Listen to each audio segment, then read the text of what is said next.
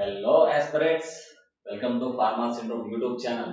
So ఈ వీడియోలో అయితే మనం పారాసింపథోమిమెటిక్స్ యొక్క క్లినికల్ యూజెస్ గురించి మాట్లాడుకుందాము.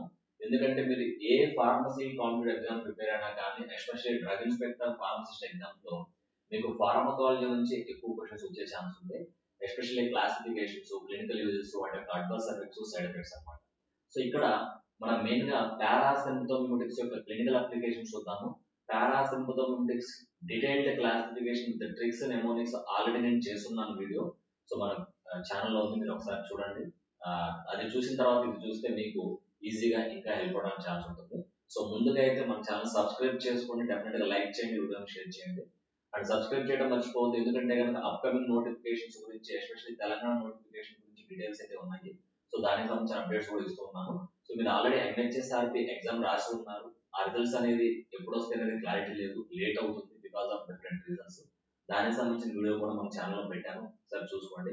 And what ever it maybe, మీరు ఎంహెచ్ఎస్ఆర్పి ఎగ్జామ్ రాశారు, అది అయిపోయింది. అక్కడ నుంచి మూవ్ ఆన్ అయ్యి మీరు ఆర్ఆర్బీకి అయితే ఆర్ఆర్బీకి, ఎయిమ్స్కి అయితే ఎయిమ్స్కి, లేకపోతే సమ్ అదర్ పోస్ట్ మీరు ప్రిపేర్ అవుతుంటే దాని మీద ఫోకస్ చేయండి.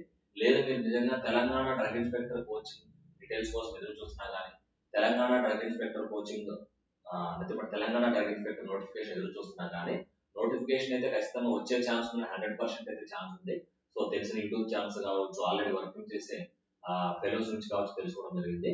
మీ ప్రిపరేషన్ అయితే స్టార్ట్ చేయండి. దానికి సంబంధించిన కోచింగ్ కూడా తొందరగా జేడీసీ తరఫున అయితే స్టార్ట్ చేయబోతున్నాము. అండ్ ఈ వీడియో గురించి అయితే ఏదైతే మనం చెప్పుకున్నామో క్లినికల్ అప్లికేషన్స్ అది కూడా స్టార్ట్ చేసుకున్నాము. సో సబ్స్క్రైబ్ అయితే చేసుకోండి. సబ్స్క్రైబ్ అయితే చేయట్లేదు, వీడియోస్ ఖచ్చితంగా లైక్ చేయండి, షేర్ చేయండి. దానివల్ల ఇంకా కొత్త కొత్త అప్డేట్ వీడియోస్ మీకు వస్తూ ఉంటాయి. చేయడం కూడా మాకు కూడా ఇంట్రెస్ట్ అనేది పెరుగుతుంది. So thank you so much.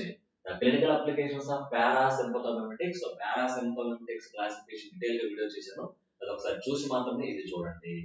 Okay. So పారాసింపథోమిమెటిక్స్ అనేది ఎస్టైల్ కోలిన్ లాగా పనిచేస్తుంది. They mimic the function of parasympathetic nervous system like acetylcholine by acting on muscarinic or nicotinic receptor. So there are many number of examples of parasympathomimetics. So parasympathomimetics are used in the glaucoma. Glaucoma is also known as ocular hypertension. That is increasing IOP, intraocular pressure. Increase in IOP, intraocular pressure. So due to increasing intraocular pressure, there is a damage to optic nerve. So if optic nerve is damaged, then there is a loss of vision.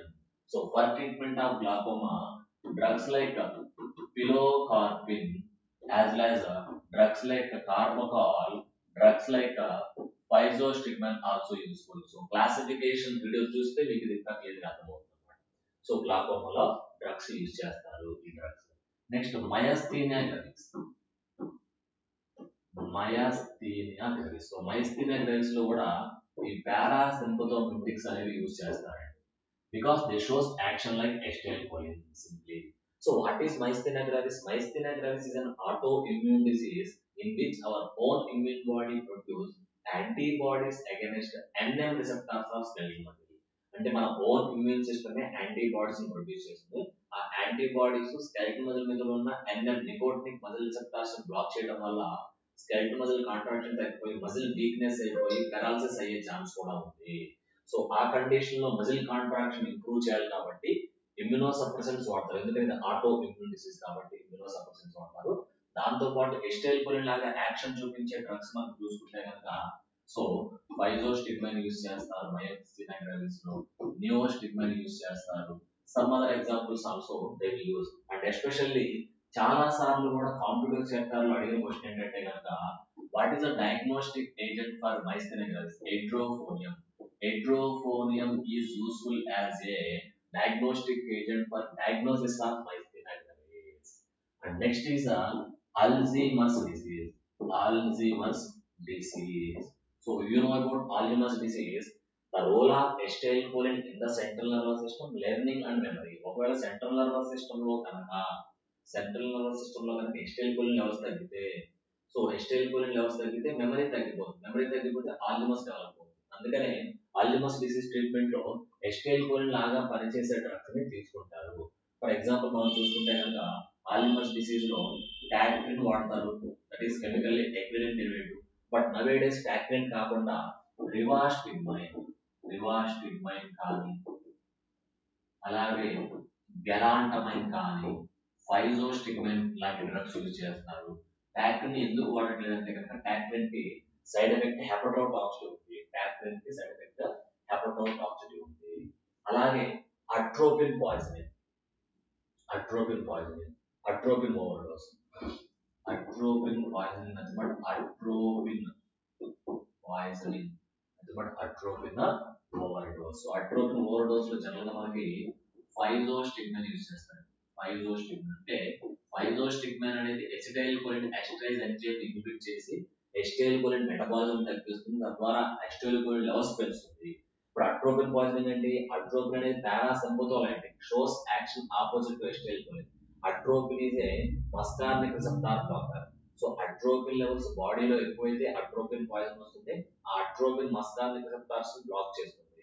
So atropine అనేది muscarinic receptors నుంచి పక్కకి వెళ్ళిపోవాలంటే కనుక, remove చేయాలంటే కనుక acetyl choline లాగా action చూపించే drugs physostigmine అనేది ఇవ్వాలి. ఓకే, అండ్ అలాగే మనం చూసుకుంటే కనుక so xerostomia dry mouth లో కూడా యూజ్ చేస్తారండి. అలాగే మనం చూసుకుంటే కనుక జీరో స్టోమా నచ్చిమట డ్రై మౌత్ లో యూజ్ చేస్తారు. సో వాటి జీరో స్టోమా, జీరో స్టోమా నచ్చిమట డ్రై మౌత్ అంటే బాడీలో ఎస్పెషల్లీ సెలైవరీ గ్లాండ్స్ పనితీరు తగ్గిపోతే, సెలైవరీ సెక్రెషన్స్ తగ్గిపోతాయి, నోరు అనేది ఎండిపోయినట్టు ఉంటుంది. ఒకవేళ అది ఎక్కువగా జరగడం వల్ల ఏమవుతుందంటే కనుక డ్రైనెస్ ఆఫ్ మౌత్, జీరో స్టోమాగా మారిపోతుంది. దానివల్ల మనం తీసుకునే ఫుడ్ కూడా ప్రాపర్ గా మౌత్ లో నుంచి డైజెషన్ జరిగే ఛాన్స్ లేదు. సో జీరో స్టోమా నచ్చిమట డ్రై మౌత్ కండిషన్ లో, సో డ్రై మౌత్ కండిషన్ లో పిలో కార్పిన్ యూజ్ చేస్తాం. పిలో కార్పిన్, పిలో కార్పిన్, పైలో కార్పిన్ అంటే పిలో కార్పిన్. అలాగే మనం స్పెసిఫిక్ గా చూసుకుంటే కనుక సోరెన్స్ సిండ్రోమ్ అంటారు. Sjogren's, Sjogren's syndrome. What is Sjogren's syndrome? Sjogren's syndrome, Soren's syndrome. Soren's syndrome is nothing but a autoimmune disease, decrease the function of salivary glands. So ఇది కూడా ఆటోఇమ్యూన్ డిసీజ్ లాంటిదే, salivary glands యొక్క function పూర్తిగా తగ్గించేస్తుంది. So అందుకని చెప్పేసి ఈ Sjogren's syndrome ని కంట్రోల్ చేయడానికి, సెలవరీ గ్లాండ్స్ ని మళ్ళీ పునరుద్ధరించేలా ఫంక్షన్ చేయించడానికి సెవిమెలైన్ అనే డ్రగ్ వాడతారు. Cevimeline a selective M3 type of muscarinic receptor.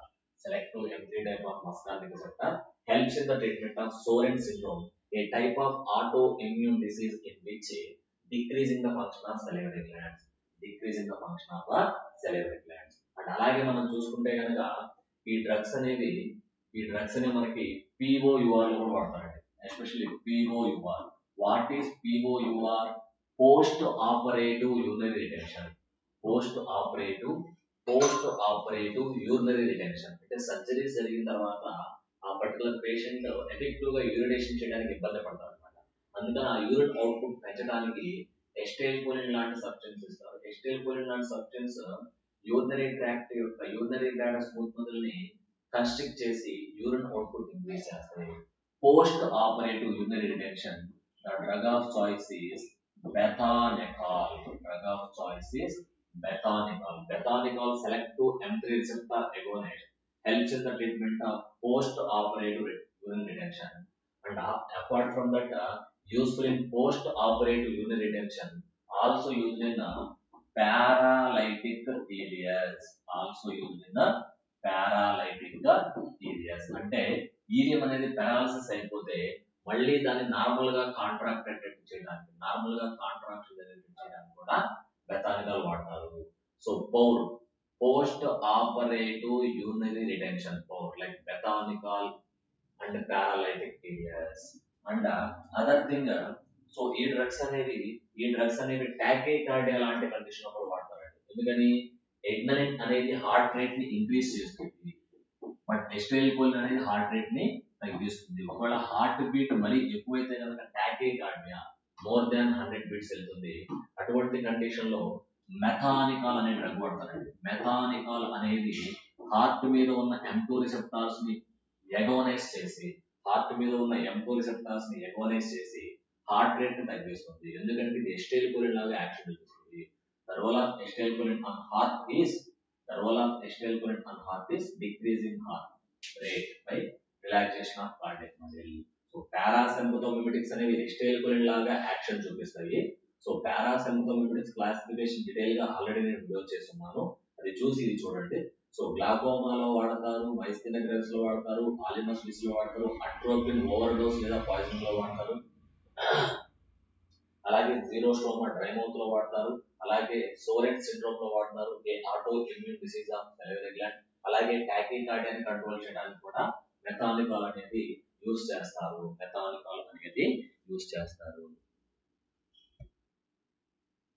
So ఇది సింపుల్ గా పారాసింపథోమిమెటిక్స్ యొక్క క్లినికల్ అప్లికేషన్స్. సో డెఫినెట్ గా కొంచెం వీడియోస్ అనేవి లెంతీగానే ఉంటాయి, ఎందుకంటే మీకు క్లియర్ ఇన్ఫర్మేషన్ ఇస్తున్నాను. మీరు ప్రిపేర్ అయితే మాత్రం సీరియస్ గా ప్రిపేర్ అవ్వండి. సో ఏ నోటిఫికేషన్ ప్రిపేర్ అయినా మినిమం ఒక 6 months మీరు కేటాయించగలిగితే డెఫినెట్ గా మీరు సక్సెస్ అవుతారు. సో మన వీడియోస్ ఖచ్చితంగా సబ్స్క్రైబ్ చేయండి, లైక్ చేయండి, షేర్ చేయండి. సో డెఫినెట్ గా ఈ 3 యాక్టివిటీస్ మీ నుంచి నేను ఎక్స్పెక్ట్ చేస్తున్నాను. ఇది మా యొక్క బూస్ట్నెస్ ని, మా యొక్క వీడియోస్ ఇంకా చేయడానికి చాలా ఇంప్రూవైజ్ చేస్తుంది, మమ్మల్ని కూడా మోటివేట్ చేస్తుంది. అండ్ మీరు ఇంకా రిజల్ట్స్ ఎప్పుడు వస్తాయి అనే దాని మీద దృష్టి పక్కకు నెట్టేసి కొంచెం నెక్స్ట్ ఏంటనే స్టార్ట్ చేయండి. మీకు ఎటువంటి డౌట్స్ ఉన్నా క్లియర్ చేయడానికి నేను ఖచ్చితంగా హెల్ప్ చేస్తాను. కమెంట్ బాక్స్ లో మీరు ఖచ్చితంగా కమెంట్ చేయండి. మా వాట్సాప్ గ్రూప్ లో కూడా ఖచ్చితంగా మీరైతే జాయిన్ అవ్వండి.